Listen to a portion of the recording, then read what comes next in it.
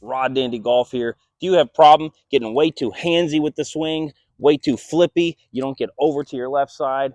I had that problem a while ago, and I found someone that helped me out with a solution. So let's take a look at a few things that you can do to get your body in a better, proper sequence and get through that ball. The legendary teacher, Harvey Pinnock, said the golf swing is essentially turning to your right and shaking hands and turning to your left and shaking hands.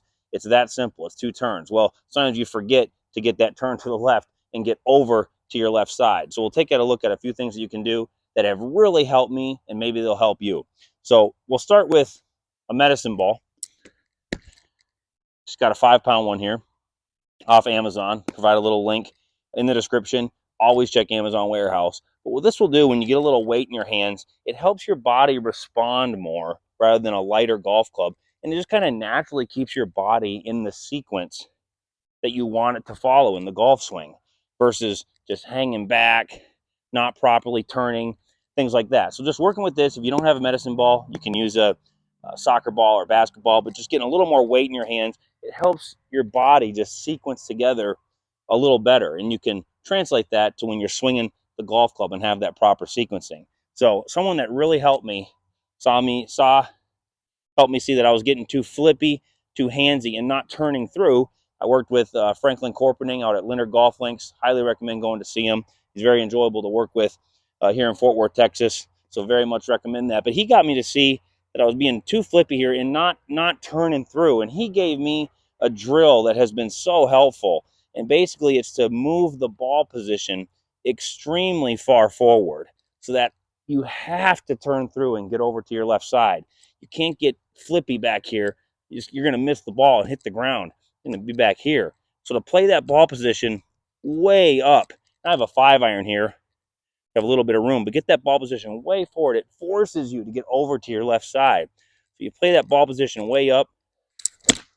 It'll give you that feeling of getting all the way over the way you want. The other simple thing that you can work on right at home is, again, a 5-iron. Grip halfway down the shaft. Take your swing. You want the butt end of this club bouncing against your left hip. If you get flippy, it's going to point back at your belly button. If you come way over the top, it's going to point at your belly button. Just get that butt end of the club bouncing at your left hip. That is that feeling of the sequencing you want as you come through the ball. So if you have trouble getting flippy, not turning through, hanging back like this, not getting your weight over to the left side, get a light medicine ball, work on that body sequencing. Try that drill with the ball position way far forward. That will help. You might be surprised at how good of contact that you make with that.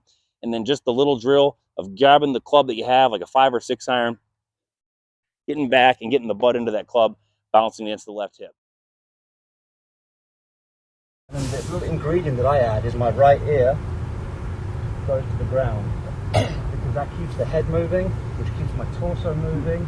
And basically, if for me, if the body is always turning ahead of the club's never going to turn over. You're never going to flip it.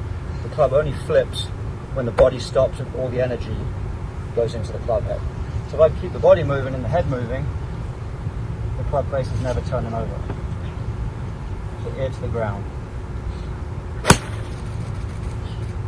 I hope these things help you. They've really helped me. If these things resonate with you, hit like, hit subscribe. I'd greatly appreciate it. Thanks so much for watching.